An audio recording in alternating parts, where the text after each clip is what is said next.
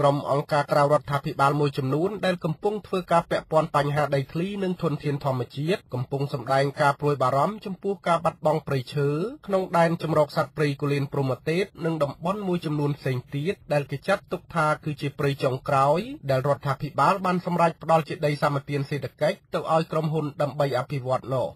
លោកអ៊ូចលេងជាមន្ត្រីកម្មវិធីដីធ្លីរបស់សមាគមការពារសិទ្ធិមនុស្សអាត់ហុកបានមានប្រសាសន៍កាលពីថ្ងៃពុធទី21ខែធ្នូថាសង្គមស៊ីវិលកំពុងមានការព្រួយបារម្ភជាខ្លាំងចំពោះការផ្ដល់តំបន់ព្រៃចម្រុកសត្វគូលែនព្រហ្មទេពទៅជាដីសម្បត្តិសេដ្ឋកិច្ចនោះពីព្រោះក្រៅតែពីការមិនបានចំណេញអ្វីគឺវាថែមទាំងអាចធ្វើឲ្យប្រជាពលរដ្ឋដែលរស់នៅជុំវិញទទួលរងផលប៉ះពាល់ព្រមទាំងជីវិតសត្វព្រៃនិងធម្មជាតិបាត់បង់ទៀតផងឆ្នាំ2011នេះរដ្ឋាភិបាលគាត់សម្រុកចេញអនុក្រឹត្យកាត់ដីតំបន់ការពារមួយចំនួនដូចជាតំបន់គលានព្រំទៀតហ្នឹងតំបន់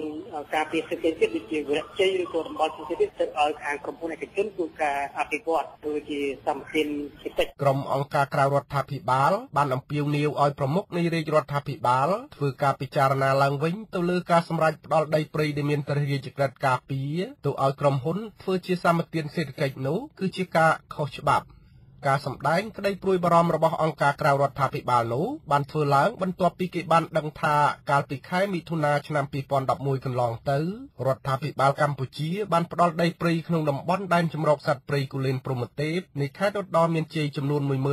15,450 ហិកតាទៅជាដីសម្បត្តិសេដ្ឋកិច្ចឲ្យក្រុមហ៊ុន2គឺក្រុមហ៊ុនទំរិញរ៉ាប៊័រនិងក្រុមហ៊ុន Data Rubber ធ្វើវិនិយោគដំណាំកសិឧស្សាហកម្មរយៈពេល70ឆ្នាំ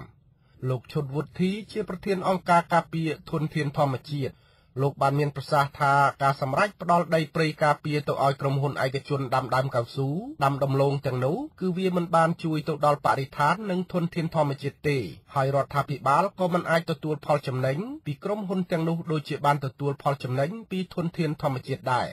លោកឈុតវុទ្ធីបានមានប្រសាសន៍ថារូបលោកក៏ដូចជាអង្គការក្រៅរដ្ឋាភិបាលមួយចំនួនគឺមានការព្រួយបារម្ភនៅពេលដែលឃើញផ្នែកខ្លះនៃដែនឧទ្យានការពារស្ទើរតែគ្រប់កន្លែងនៅទូទាំងប្រទេសបានក្លាយទៅជាដីសម្បត្តិសេដ្ឋកិច្ចនោះ22កន្លែងហ្នឹងដល់មានកន្លែងណាទំនេរកន្លែងហ៊ុនទេនេះជាចំណុចមួយសំខាន់ណាស់ព្រោះវាជាដីទំនាបកណ្ដាលគឺយើងមាន2ដែនជម្រកឈ្នួលនេះមួយកន្លែងព្រំទៀបនឹង2ប៉ុន្តែឥឡូវដែនជម្រកឈ្នួលមានសល់តែដីព្រៃសហគមន៍តែប៉ុណ្ណោះហើយបឹងពែនេះគឺឯកឧត្តមផងអុកញ៉ាផងរោមនៅកន្លែងហ្នឹងគឺជិតអស់មែនតើហើយនៅរ៉ាល់នៅសំឡូតក៏មាននៅរនាមដូនសំក៏មាននៅមន្ទីរឆ្មាក៏មានជាវិរៈជ័យហ្នឹងក៏កាត់ដែរនៅតំបន់ផ្សេងៗទៀតហ្នឹងគឺវានៅសល់តិចតួចបំផុតទោះយ៉ាងណាវិទ្យុអាស៊ីសេរីមិនអាចសុំការអធិប្បាយពីលោកខៀវកញ្ញរិទ្ធជាអ្នកនាំពាក្យរដ្ឋាភិបាលដើម្បីឆ្លើយតបនឹងការព្រួយបារម្ភរបស់អង្គការក្រៅរដ្ឋាភិបាលទាំងនោះថាយ៉ាងណានៅឡើយ